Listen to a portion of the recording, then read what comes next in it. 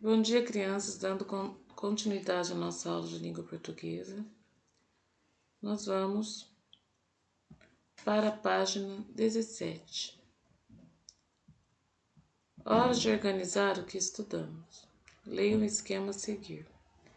Como foi a nossa aula passada? Nós estudamos uma letra de canção, que foi um texto para ser acompanhado, cantado e acompanhado de música, dividido em versos que formam estrofes, que tem que ter rimas e ritmo. Aí uma sugestão de atividade é lá na página 266, você encontra outra letra de canção. Adivinha o que é? E agora nós vamos fazer uma atividade de prática de oralidade. Conversa em jogo. Roda de adivinhas. O que é o que é? Atividade 1. Pense em uma adivinha que você conhece. Ou pesquise uma nova. Depois anote em uma folha de papel e siga as instruções abaixo. Não se esqueça de que a adivinha deve ter alguma dica para que seus ouvintes possam chegar à resposta. Então, aqui seria um planejamento como se nós estivéssemos lá na sala de aula. Mas você vai ter que adaptar. Você vai pensar numa adivinha, ou você vai pesquisar uma adivinha e fazer a atividade com a sua família. Depois que você fazer a atividade da adivinha, você pode continuar o seu estudo na página 18, que vai estar falando sobre o relógio de sol, tecendo saberes. Você lê uma letra de canção que fala sobre a sombra. E você sabia que a sombra produzida pelo sol já foi muito útil para marcar as horas do dia? Leia um texto sobre isso. Como foi criado o relógio de sol? O diretor de astronomia do planetário, Fernando Vieira, conta que isso é um mistério. Os primeiros relógios de sol foram usados na pré-história e eram simples hastes fincadas no chão, diz ele. Logo, não temos como saber quem foram seus inventores. Embora a origem dos relógios de sol seja desconhecida, seu funcionamento é fácil de explicar. O sol incide sobre o relógio e a sombra da haste indica a hora, esclarece Fernando.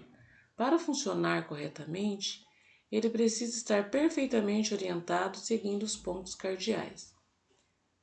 O relógio de sol foi muito usado pelos gregos e romanos antigos e seu ápice foi durante a Idade Média. Com o surgimento dos primeiros relógios mecânicos, os relógios solares começaram a cair em desuso. Hoje, eles praticamente só são vistos enfeitando praças e museus. Então, conforme diz o texto, os relógios de sol eles não são mais utilizados. Eles viraram peças de praças e de museus. Vamos ler agora o que está marcado nessa legenda aqui. O relógio de sol marca as horas por meio da sombra formada quando a luz solar incide sobre a haste. Então, você vai fazer o seu relógio de sol. Você vai utilizar um prato de papelão, um canudo e uma canetinha colorida. Que tal fazer um relógio de sol como este da fotografia ao lado, de pratinho de papelão? Sigam as orientações da professora e, em lugar aberto, observem como a sombra incide sobre o canudo e em diferentes horários do dia. Depois conversem sobre o que vocês observaram. Você vai pegar um pratinho de papelão, daqueles de bolo de aniversário, vai pegar uma canetinha laranja, vai fazer esses pequenos pontos aqui, vai colocar embaixo de cada pontinho os números, começando com o 12, 1, 2, 3, 4, 5, 6, 7, 8, 9, 10, 11, como relógio. E aí você vai pegar um canudo e vai colocar no meio e vai levar para o sol. Quando a sombra do sol bater no canudo, vai indicar a hora. Muito fácil, né? Está falando sobre a sombra, né? De acordo com aquilo que era a resposta da adivinha. Vamos ver outro tipo de sombra, outras linguagens. As sombras podem expressar mais do que imaginamos. Observe como sombras feitas com as mãos podem produzir efeitos surpreendentes.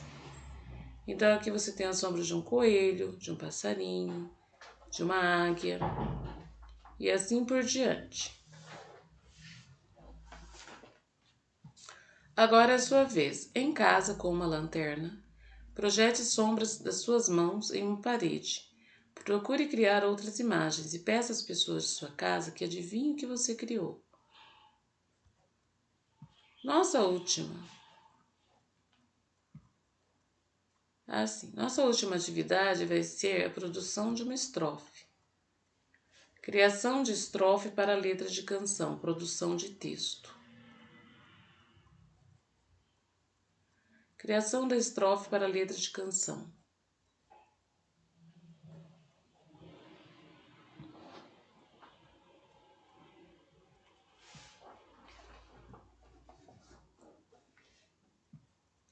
Planejamento.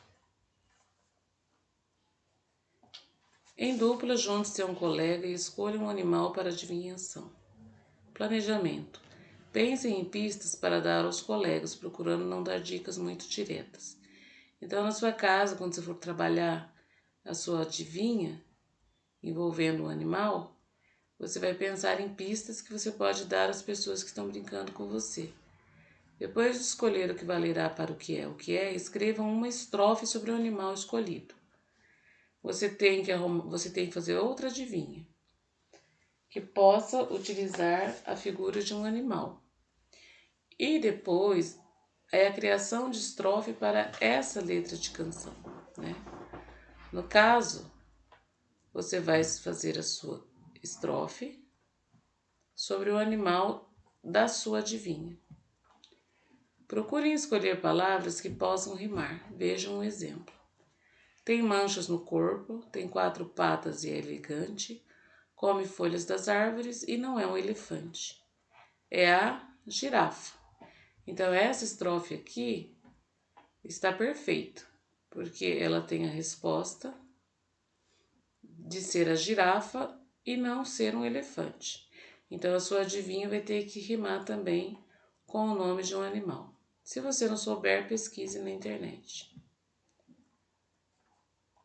O que é? Vou te dar uma dica. E aí você vai escrever a sua estrofe. Revisão e reescrita. Depois de pronta a estrofe, releiam para verificar se ficou claro para quem leu. Escuta se há rimas, não há dúvida quanto à escrita das palavras. Reescrever e fazer ajustes se necessários. E essas orientações aqui é como se você estivesse na sala de aula. Resumindo, você vai fazer uma adivinha cuja resposta seja um animal e depois você vai fazer uma estrofe com essa adivinha, como essa daqui. Então, chegando na página 20, é a nossa última atividade de hoje. Muito obrigado, espero que tenham compreendido.